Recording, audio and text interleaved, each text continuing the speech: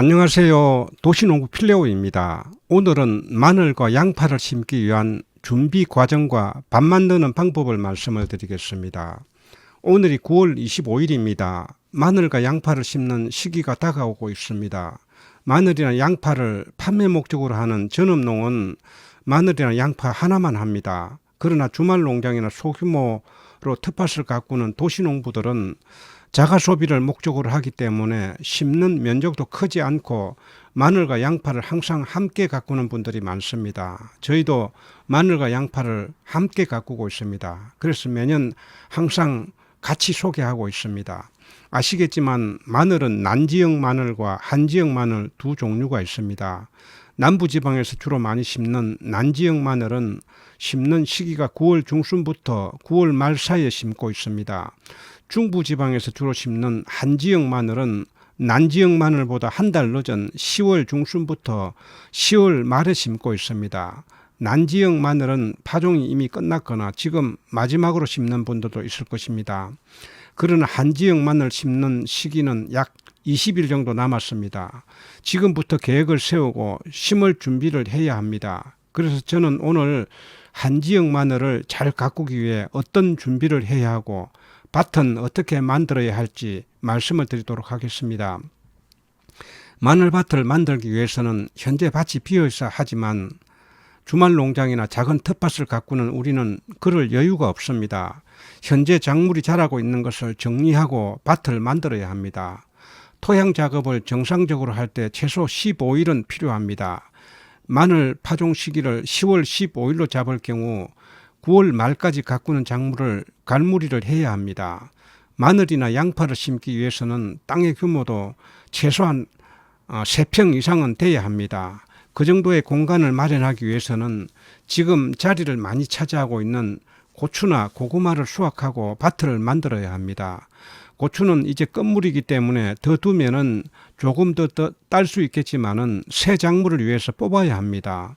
고구마는 수확하기가 약간 이르긴 하지만은 과감하게 정리를 해야 합니다. 작은 텃밭을 효율적으로 잘 운영하기 위해서는 가꾸는 작물에 미련을 두면 안 됩니다. 초보 농부일수록 이 일을 잘 하지 못합니다. 저는 여름에 두 번째 심은 오이도 벌써 정리하고 다른 작물을 심었습니다.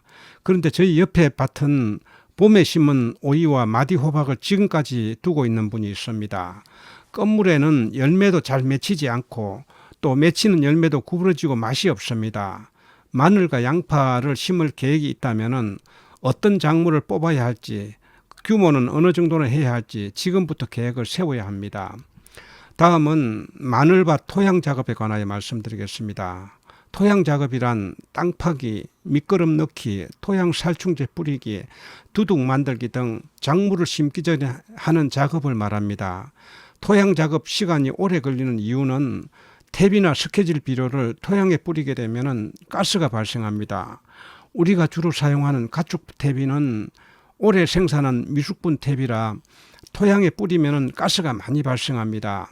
미숙분 탭이는 뿌리면 똥냄새와 같은 악취가 심하게 납니다.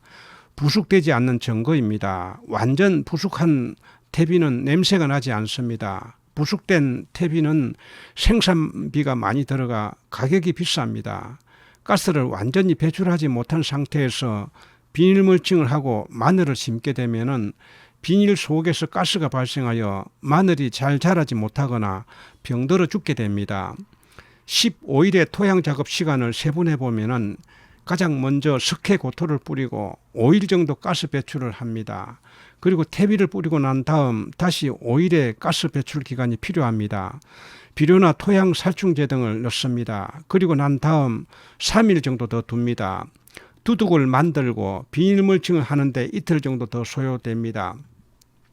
퇴비와 석회 두 가지를 한꺼번에 넣게 되면 기간 단축을 할 수 있지 않느냐고 하겠지만 퇴비는 산성이고 석회는 알칼리성이기 때문에 각각의 배출 기간이 필요합니다. 그래서 주말 농장 등에서는 토양 작업 시간이 항상 문제가 됩니다. 그렇다고 가스 배출을 하지 않고 심자니 왠지 불안합니다.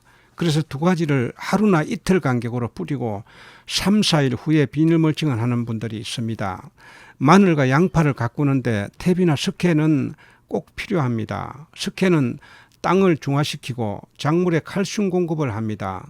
퇴비는 토양을 기름지게 하며 통기성을 좋게 하여 작물이 튼튼하게 자라게 합니다. 저는 오늘 토양 작업 기간 때문에 고민하는 분들을 위해서 해결 방법을 말씀을 드리겠습니다. 제가 준비하는 방법을 말씀드리겠습니다. 저는 올해 가스 발생 주범인 석회질 비료와 미숙분 퇴비를 사용하지 않습니다.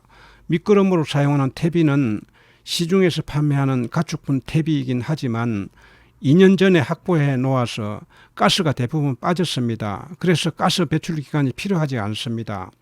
비료는 칼슘이 많이 들어있는 두프로라는 미끄럼 전용 비료를 사용합니다. 이 비료를 사용하면은 석회질 비료를 넣지 않아도 됩니다.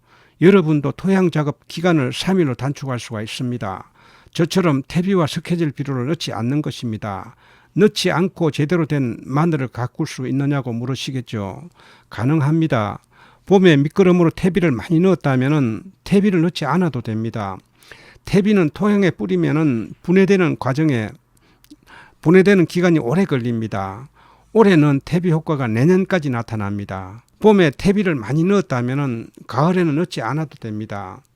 퇴비를 꼭 넣어야 한다면 가스를 내뿜지 않는 완숙 퇴비를 사용하면 됩니다. 화훼농장 등에서 사용하는 완숙 퇴비는 가스가 거의 발생하지 않습니다. 그런데 가격이 비싸서 대량으로 사용하는 전업농들은 사용할 수가 없습니다. 그러나 주말 농장이나 작은 텃밭에서 마늘과 양파 심는 면적이 5평 이내라면 완숙 퇴비 두세 포면은 가능합니다. 기존 퇴비 값에 조금만 더 보태면 완숙 퇴비를 살 수가 있습니다. 구입 방법은 인터넷 쇼핑몰에서 구매할 수가 있습니다. 석회고토 대신 저처럼 칼슘 성분이 많이 든 두프로와 같은 비료를 사용하면 됩니다.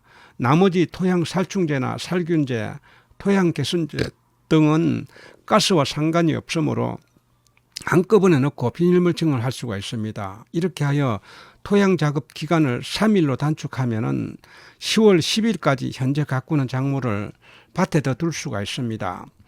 다음은 마늘 씨앗 준비에 관하여 말씀을 드리겠습니다. 마늘 씨앗은 먹던 마늘을 씨앗으로 하지 않고 꼭 종자용으로 나오는 의성 마늘이나 홍산 마늘을 구매하여 사용하기를 권합니다.